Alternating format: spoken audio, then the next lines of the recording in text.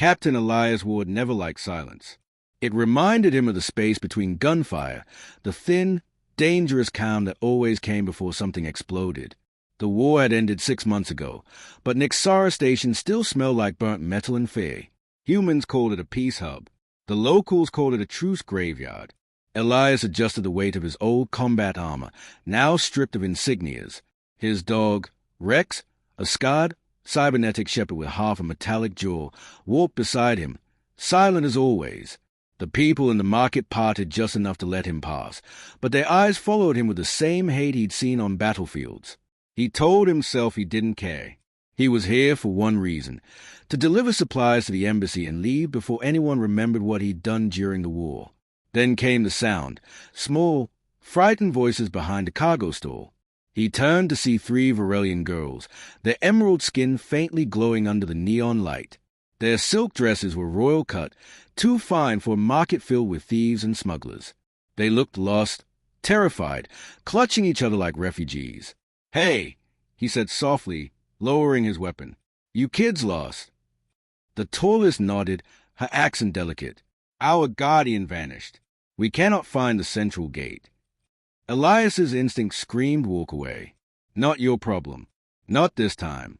But something about their trembling hands that hadn't yet held a weapon, made his chest tighten.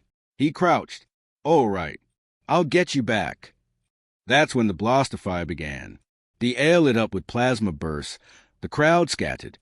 Elias grabbed the girls and rolled behind a vendor's stall, Rex shielding them with a low growl. Smoke filled the air. He peeked over the edge. 3 attackers, moving fast. He fired twice, hitting the wall near them to scatter their aim. When it was over, the girls were still there, shaking but alive, eyes wide and wet with disbelief. The youngest reached out and pressed her tiny palm against his chest plate. "Warm," she whispered.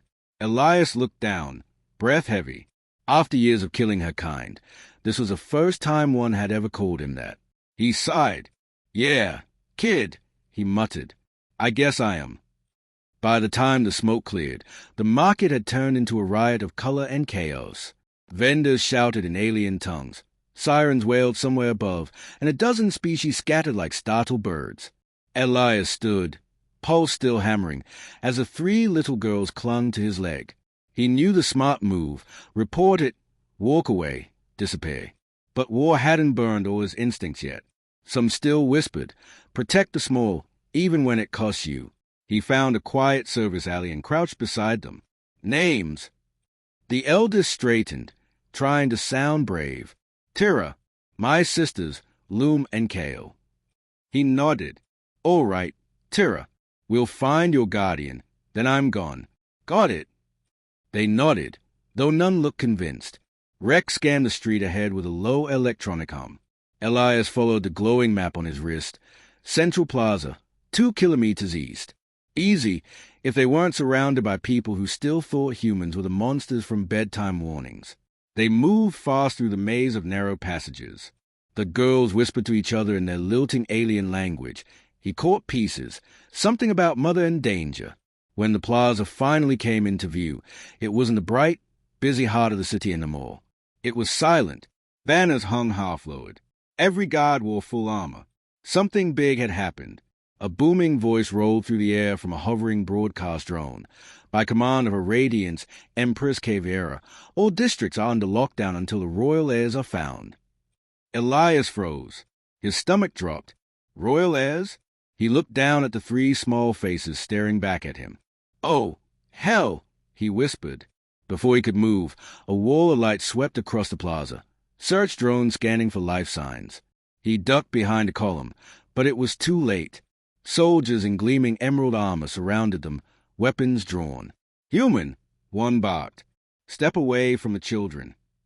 Tira cried out, "Wait! He saved us." A heavy silence followed. Then the soldiers parted as a taller figure approached, armor lined with gold, eyes sharp and furious. Even before she spoke, Elias knew who she was. The alien queen, the same one whose fleets he'd fought for half his life. And now, her daughters were hiding behind him. For a moment, nobody moved. The air felt thick enough to drown in. Elias stood with his hands half-raised, every instinct screaming to draw his weapon, but 3 small hands gripped his armor tighter.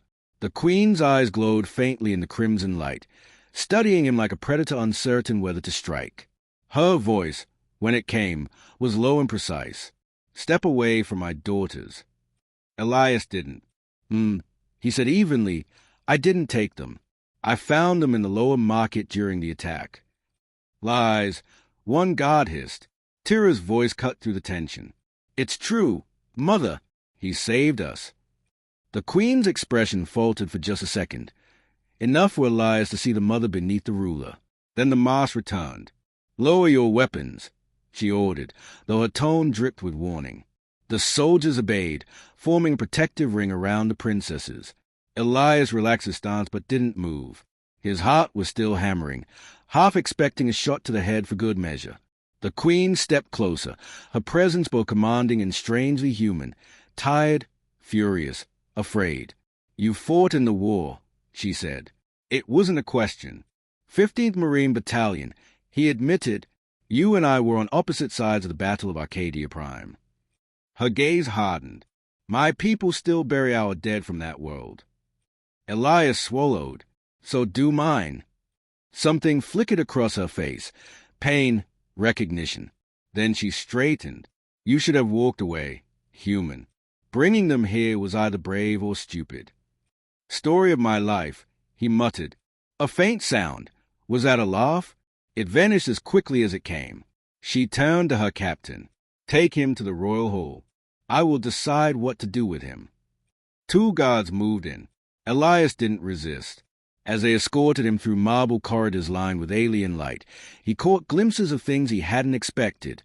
Children's drawings on the wall, a servant wiping tears, a civilization trying to heal from war. When they reached the throne room, the queen was already there, her daughters beside her. Elias met her gaze. "If you're gonna execute me," he said quietly, "at least let the kids know I didn't mean harm." The queen stared for a long, silent moment, then said words no one in that hall expected. "No execution. You'll stay. My daughters trust you, and I intend to learn why." The royal palace didn't feel like a home. It felt like a museum built by someone afraid of dust and laughter. Every hallway glowed too bright, every guard stood too still. And somewhere in all that perfection, Captain Elias Ward was a single, uncomfortable flaw. He wasn't chained, but he wasn't free either. A diplomatic guest, the Queen had called him. In truth, he was a prisoner wrapped in politeness. His quarters overlooked the Varelian capital, a city of glass towers and molten rivers, beautiful and cold. From there, he watched the alien sunrise and wondered how peace could look so golden and still feel like exile. The children didn't seem to care. Every morning, they appeared at his door like a giggling invasion. Tira carried questions, Loom brought mischief, and Kale brought paint, which he smeared across his armor to make it look happier. Rex tolerated them all, tail wagging at the smallest touch. Elias couldn't help it. They reminded him of what the war had taken. He taught them simple human things, how to throw a ball, how to make paper planes, how to whistle. In return, they taught him small Varelian phrases that usually turn out to be insults. Once, while they played in the courtyard, the Queen appeared. No crown, no guards, just her. The sunlight caught in the threads of her golden armor. "You're teaching them human games," she said, voice calm but curious. He shrugged. "They laugh. That's all I wanted." She studied him, then the children. "Laughter is rare here. You bring it easily." He glanced at her. "You sound like you disapprove." "I don't know yet," she said, then walked away, leaving him strangely aware of her absence. That night, the peace shattered. Alarms echoed through the palace. Sharp, metallic, urgent. Elias grabbed his sidearm before remembering he wasn't supposed to have one. Rex growled, eyes glowing red. He rushed into the corridor as guards sprinted past, shouting in Varelian. One word he understood clearly: attack. When he reached the balcony, he saw streaks of plasma fire tearing through the night sky. Someone was assaulting the royal palace. And Elias knew, this time, he wasn't the enemy. He was a shield. Smoke drifted through the palace like a memory that refused to fade. Red alarms pulsed across the ceilings, and shouts echoed down every marble corridor. Elias ran toward the sound of battle, boots pounding against the floor, Rex at his side. The smell of ozone stung his throat. Somewhere beyond the chaos, he could hear the frightened cries of the princesses. He didn't wait for orders. He never had. A blast shook the walls as he turned the corner. 2 guards down, their emerald armor smoking. Ahead, masked intruders moved toward the nursery. Not today, Elias muttered. He charged.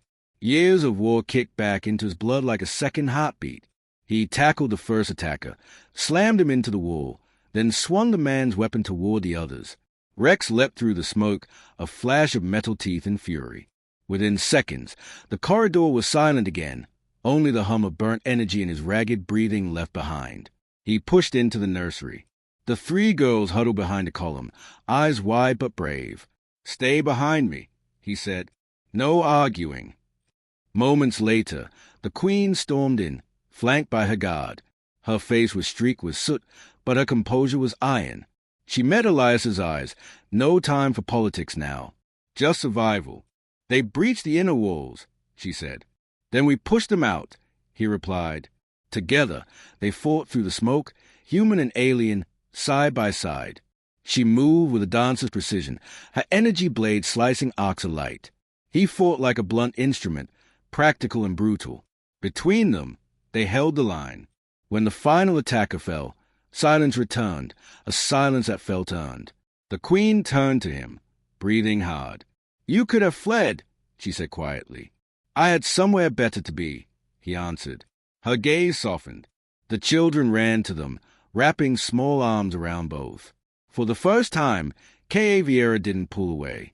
Later, when dawn spilled gold over the ruins, the queen stood before her people and spoke of unity, of a human who'd bled to defend their future. Elias didn't say much. He just stood there, soot-stained and exhausted, the 3 girls clinging to his sides. And when the youngest fell asleep against his chest again, he realized peace wasn't a treaty. It was a heartbeat that no longer belonged to just one world.